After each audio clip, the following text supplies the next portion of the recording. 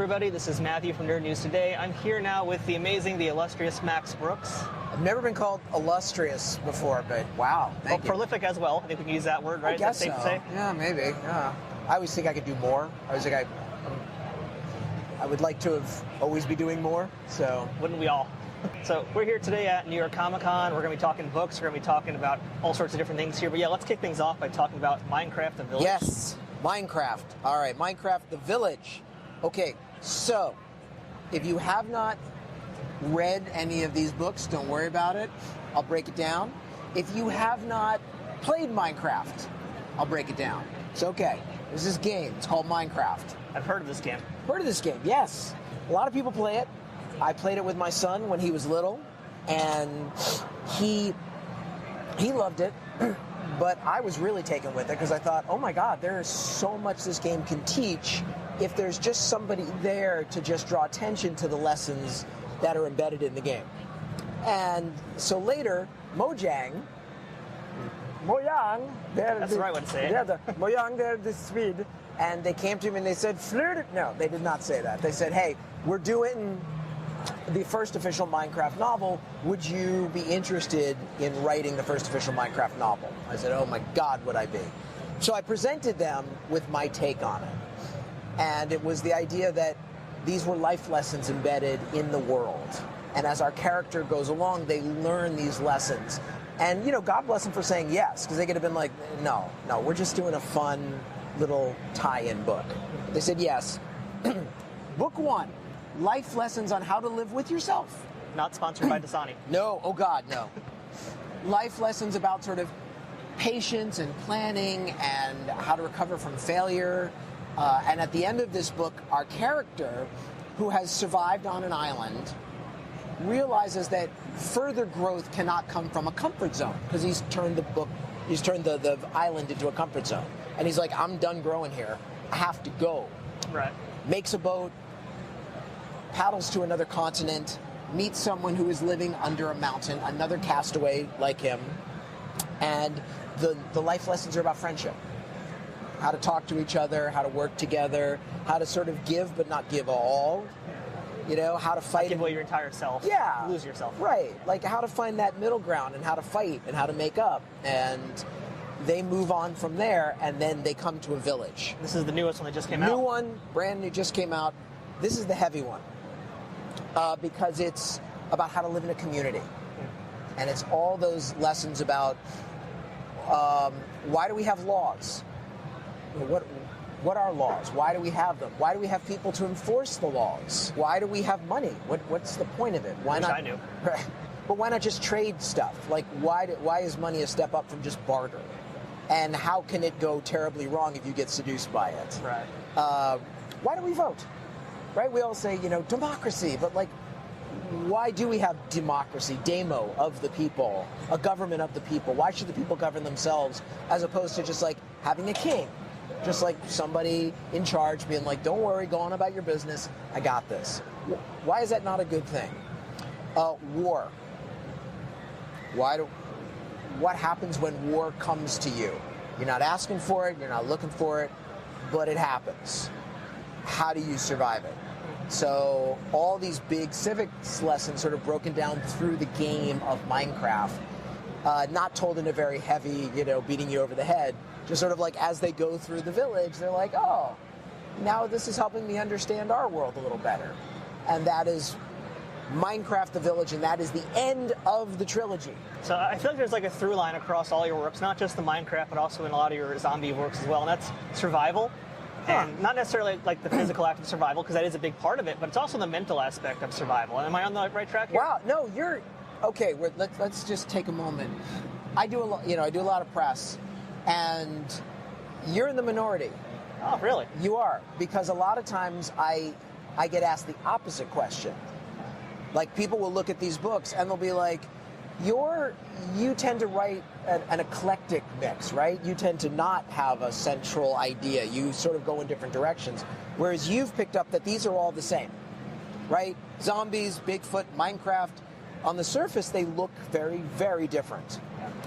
But just one level underneath is a central theme, which you could call survival, I call adaptation.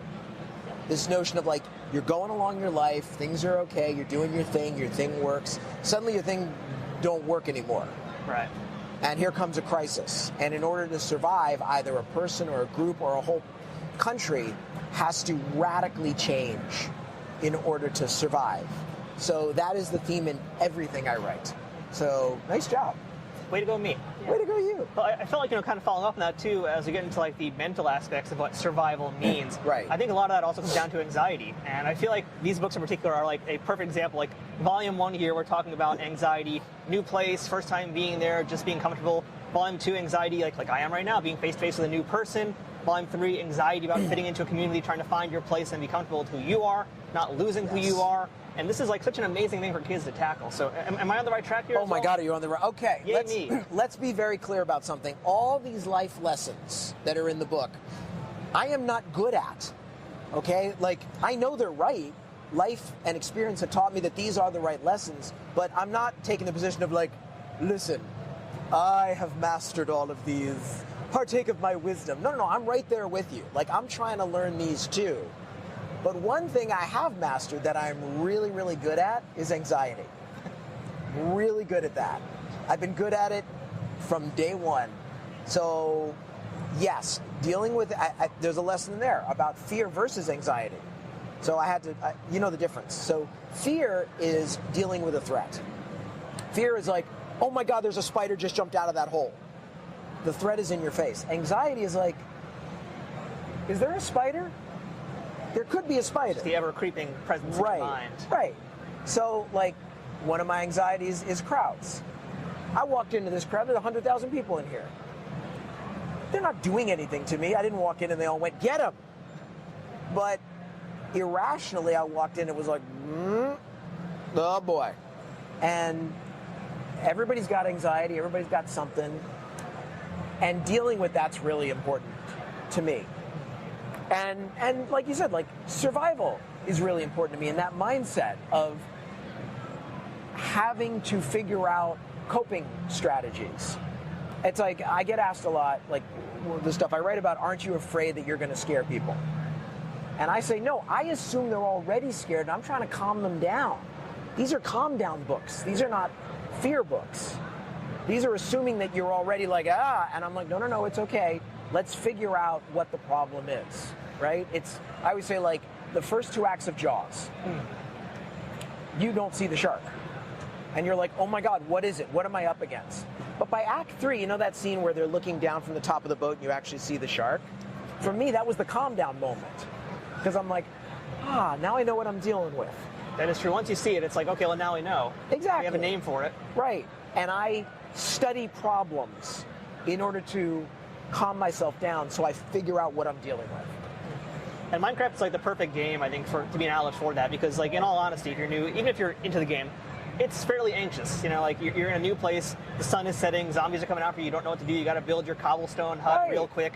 So, I mean, this is like a wonderful thing for kids. So, like, how did you find that line to be like, oh, this is the story within the story of Minecraft? Oh my God, it was so obvious when I was playing it. You know, when I was a little boy, my mother used to have a phrase. She used to say, inch by inch, life is a cinch. Yard by yard, it's very hard. And Minecraft teaches you to take life in inches, right? So the monsters are coming, and unlike other video games where you're like, oh look, there's my convenient flamethrower that's just sitting there. No, it's like, okay, take it in inches. Punch a tree. Get the wood. Make the crafting table. Make the tools. Mine the cobblestone. Make cobblestone tools to mine more cobblestone quicker. Because time is a resource, and the sun's going down. And so by the time the sun goes down, I have my cobblestone house, but it didn't just happen all at once. I took life in little inches, and I think if you do that, it helps you get through life.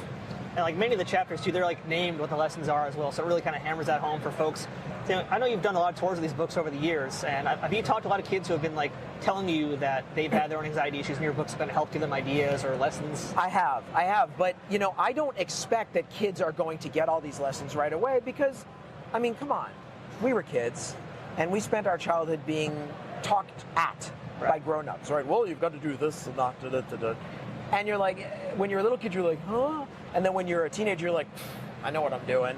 And it's only as you get older, you're like, oh, that's what they meant. So how did you actually learn then to talk to your audience in this case? Because this isn't like World War Z where it's a mature audience. This is, like you said, a very different type of reader. Oh, no, and I have to say it's a much nicer audience. You know, because this audience, I'm going to be sorry to say goodbye to the world of Minecraft, because the people I talk to have either been little kids who have been like, hey, Mr. Brooks, I really like your book. Could you please write another one? Or, and this is the best, parents. Parents who have said to me, my child has never read a book in their life, and they picked up your book and now they're reading. Wow. And for a dyslexic kid who like really, really struggled in school, I would rather have that compliment than any literary award in the world. I mean, that's amazing. So that's this audience. This audience is like, you know, your book sucked, and Brad Pitt ruined it. But if the book sucked, how did? But, all right. It's not entirely his fault. I mean, he just had what he was given to work with. I mean, well, we'll talk about the movie. Let's go for it. Why Yeah, not? let's talk about the movie for a second. The movie brought attention to this book. So who am I to complain? And this is a true story. I tell this story all the time. When the movie was about to come out, and I was sort of twisting myself in knots, my wife, God bless her, said, you got to speak to our friend Frank Darabont. I'm sure you know who he is. Shawshank Redemption. And created the Walking Dead TV show, Yes. and was fired off the Walking Dead TV Yes. show, right? Because he had to fight tooth and nail to get it made. And then once he did and got it up and running, AMC was like, thank you for your service. Now, you can go to hell. So he was fired. And I wrote to Frank, and I'm like, oh my God, I'm afraid they're going to ruin my book. And Frank's like, what are you talking about? Are they rewriting your book? And I'm like, no. Well, then you have your side of the story, dude. Right? Like, he's like, take it from a guy who has written screenplays who've then been rejiggered and put up on the screen, and everybody thinks that's my work. He's like, they know your work. It's right here.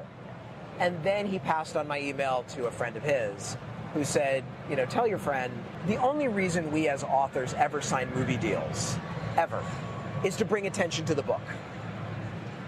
And if people are reading your book who might never have seen it because of a movie, who cares about the movie?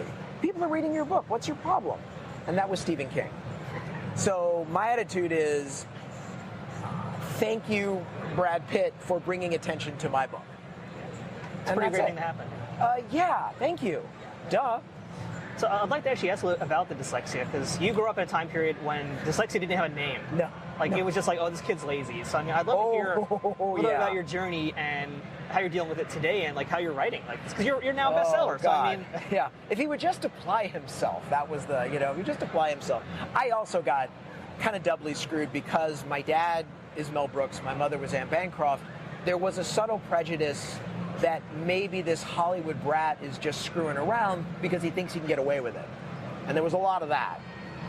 So in the 80s, thank God, my mother, who had played Annie Sullivan in The Miracle Worker, she had done her research as an actress, so she understood about all kinds of disabilities. So she had me tested for dyslexia. And bang, there it was. And in the test results, it came up with sort of what he needs. They call them accommodations now. There are no accommodations in like 1981. So she had to make those accommodations from scratch. So untimed tests, that's big. If anyone who has a learning disability will understand, it's this much the learning disability, it's this much the anxiety, like we talked about. Untimed tests are very important for anyone with a learning issue, so they can sit down and calm down and maybe switch their brain on. So that, learning to type, because my mom knew as a little boy I wanted to be a writer. She's like, well, you're going to have to learn the tools of a writer. So making me take a typing class, that's another one. Also, audiobooks. oh, yeah.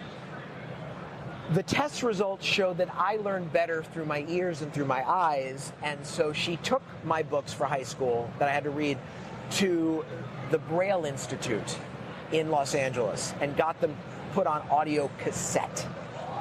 So, like one of my favorite books, Starship Troopers, listen to it. This book, World War Z, was based on a book called The Good War by Studs Terkel, interviews with veterans or just people who survived World War II. Listen to it.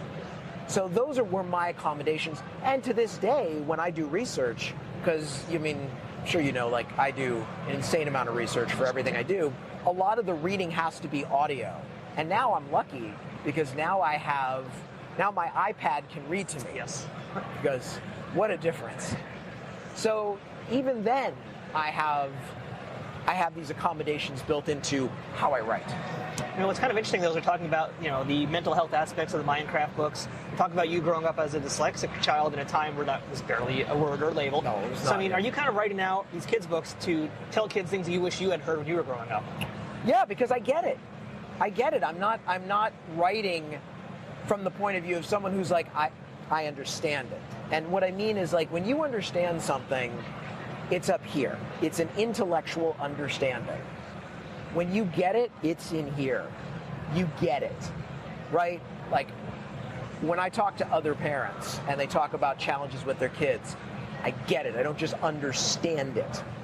And so I'm not just writing from an intellectual point of view for kids. I'm writing from an emotional point of view as if I was this kid. And it's pretty easy to put myself in those shoes. Now, I assume you play Minecraft not just solo, right? You're playing with your son? Yeah, but and in order to do research for the book, you have to do that. Because once again, I put myself in the shoes of a fan. Now, you don't just understand this. I know this. You get it. You get this when you see an established franchise that's been put in someone's hands and they totally just lays out, right? They don't pay attention to the work. They don't put in their due diligence. And they screw around and don't do a good job because they know, well, it's an established franchise and people are going to show up and, whatever. And you know how angry you get. Oh, yeah. I know how angry I get. And so that is why I promise I will never let anyone feel that I'm just blowing this off. I want anyone reading these books who are fans of Minecraft to know I'm in it. I've done it. And also, when you play Minecraft, there are things you discover in the gameplay. Little random events that could never happen from just like watching a YouTube video or just talking to someone. So like, for example, in this book, my character, he's in the mine, he's got one arrow left, there's a creeper coming, he pulls back, the creeper starts to vibrate, and he shoots and a bat flies right in front of it and takes the arrow. Been there. Been there. Been there. So that is why in this book I say the following is based on true events. I'm not making that up. Everything that happened in these books has happened to me. So I've heard the story you told on Conan O'Brien about taking your kid to Minecraft, but kind of to follow up on that a little bit more, what does your son think about now? Because now you're 3 volumes deep into this. Like, is he a fan? Does he read the stuff? Are you still gaming together? Well, now my son's 18. Right. So now I have to find other books for him to read. Because also, what happens is, I think with a lot of teenagers is you read, and then you become a teenager and it dips, and you become a different person. So my onus is always to try to find books that an 18-year-old, not just an 18-year-old, my son would like. And so I found a great one for him now. My son is fascinated by the Cold War. He's fascinated by Westerns. And he likes plain language like me. Right, like he loves all the John Steinbeck stories, but when he reads the books, Steinbeck never says anything what he means. And my son reads it, he's like, brother, get to the point. So he's not alone with that thought. Yeah, exactly. We're all supposed to say, oh, I love John Steinbeck, but like I read Grapes of Wrath, and I'm like, wait, what's happening? What is he doing?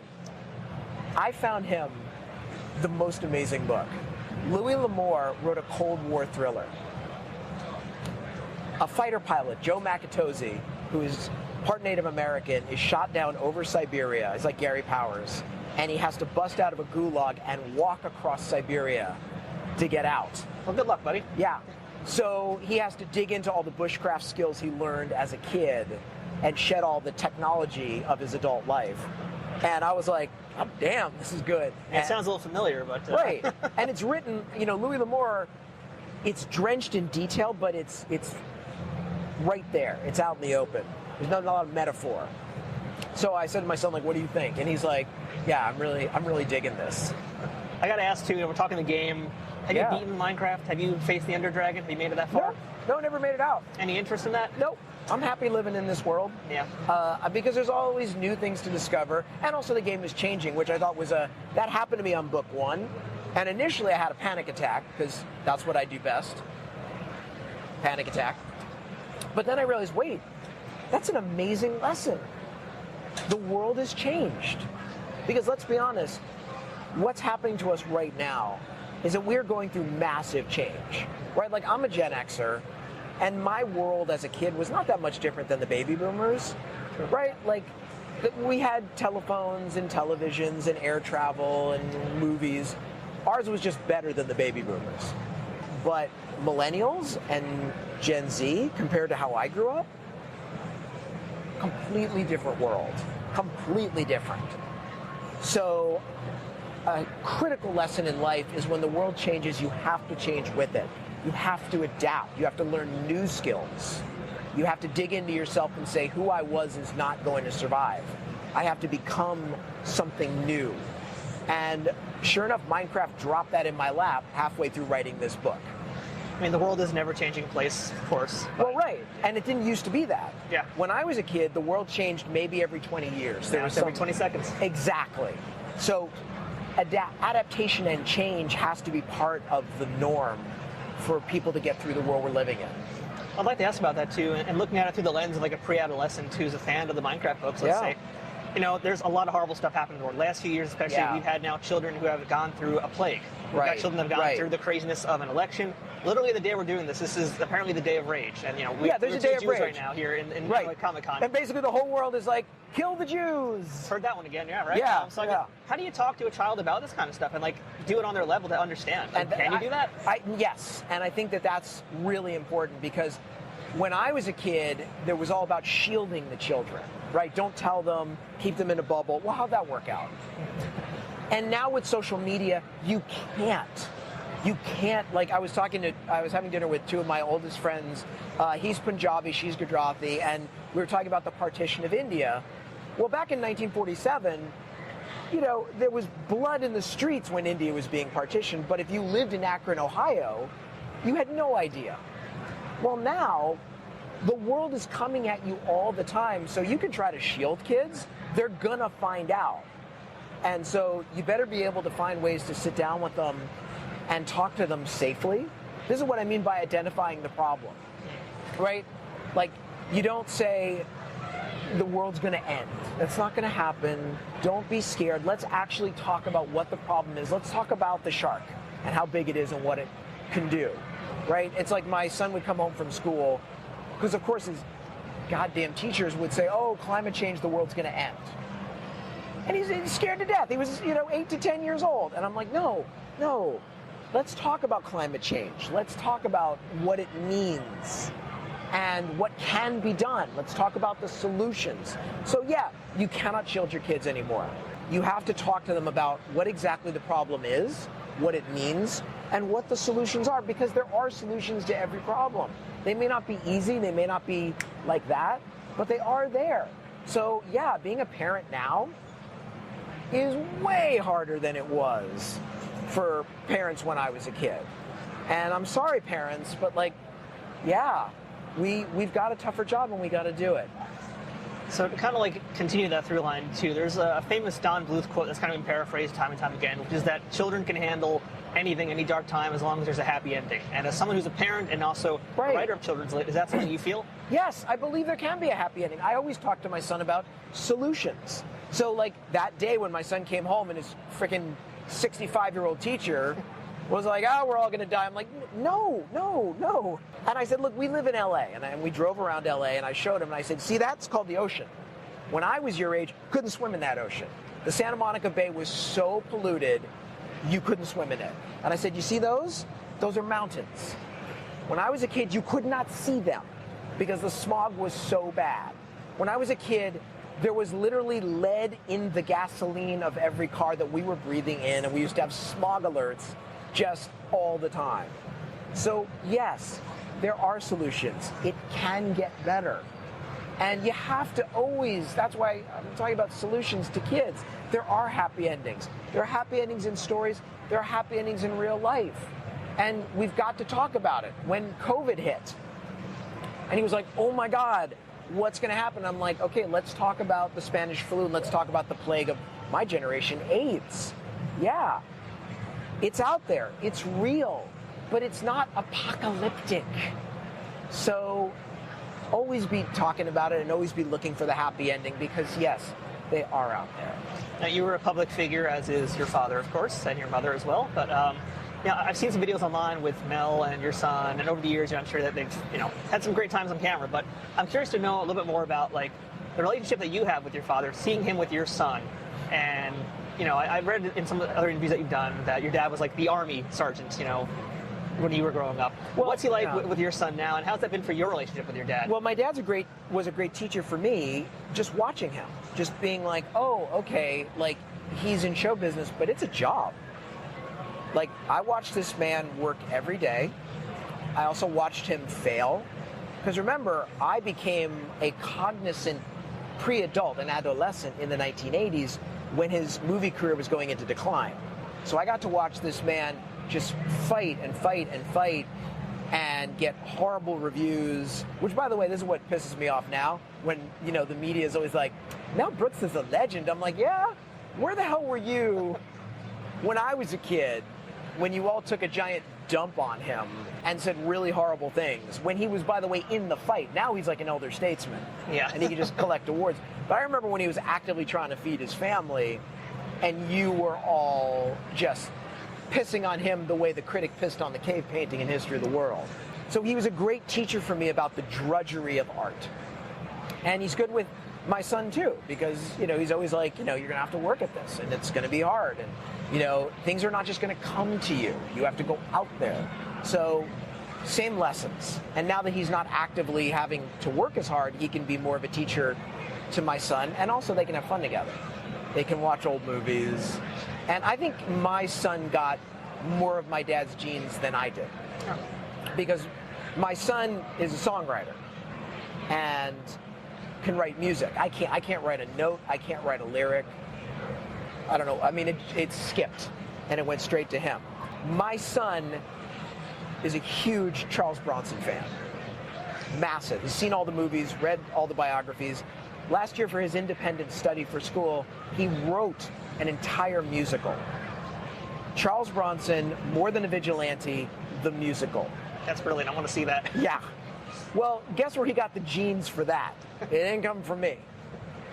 Oh, you're a little bit older than I am, but you're a Gen Xer, I'm a millennial. Right. We're kind of at the age now where a lot of us are watching our parents start to have that steady decline as they get older. Yeah. And, your father's 97, and may he live to be the true 2,000-year-old man. Oh, but, yeah. We're kind of starting to face the mortality of our parents. So, I'd love to know, you got to deal with this once already. But, I mean, what is it like, and do you have any insight on just, oh, what God, folks can do to handle this sort of thing? I mean, I think they call it the sandwich generation. It is the hardest time, because you got your kid on one side and you got your dad on the other. Now, I'm lucky in that my dad is still vibrant and still has his faculties and literally has like no health problems.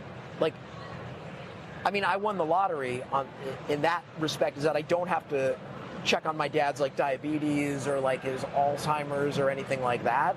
Whereas a lot of people my age, like, it's just constantly dealing with doctors and constantly dealing with health issues.